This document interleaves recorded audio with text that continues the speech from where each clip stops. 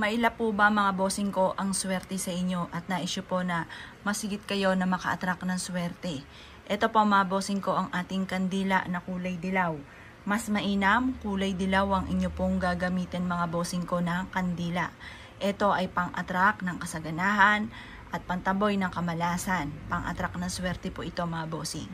Ang gagawin nyo lamang po mga bossing ko ay kumuha ka ng isang malinis na papel na kagaya nito.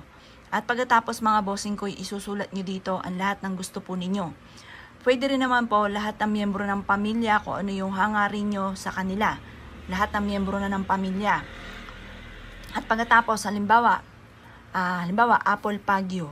Tapos, sulat nyo po dito na, sasampulan ko po kayo. Yan. Tapos, sulat po natin dito, bawa apple pagyo. Yan. Tapos, isulat nyo po dito,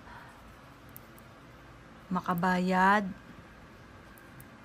na ako sa aking mga pagkakautang. Tapos, sabi nyo dito, manalo ako ng limpak na salapi. Or kaya po, sa aking negosyo ay dito na ako yayaman. Or kaya, pagdating ito mga bossing ko, yung dilaw, sa pera, kalamidad, mga pangarap, pwede rin ito sa karamdaman, basta kung ano yung wishes po ninyo, i-wish na po dito.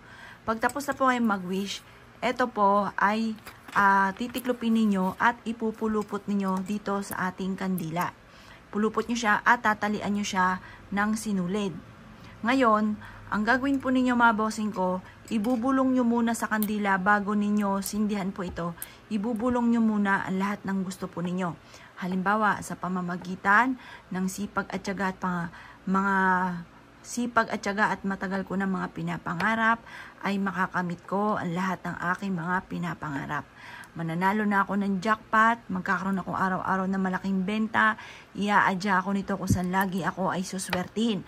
Ganun ang mga pag-wish ha, huwag kayong gagamit na sana, dapat direct to the point ang pag-wish. Pagkatapos nyo pong mag-wish mga bossing ko, saka nyo ito sisindihan. Wag na wag kang gagamit ng sana. Kasi basta gumamit ka ng sana, hindi natutupad. Parang alanganin or matagal pa bago matupad. Kaya kung ikinaniniwala at naisyo po itong gawin, wag na po kayo magpatumpik-tumpik pa. Subukan nyo po ito. Proven po ito mga bossing ko na napakaswerte. Kaya kung ikaw ay isa sa maraming pangarap sa buhay, gawin nyo po ito na mga bandang alas 7 ng umaga at humarap ka sa gawing silangan, mag-wish ng mula sa inyo pong puso at walang imposible, makakamit nyo po ang lahat ng inyo pong mga pinapangarap. Kaya kung ikinaniwala at naisyo po itong gawin, ay siya mga boss, good luck po sa inyo pong lahat.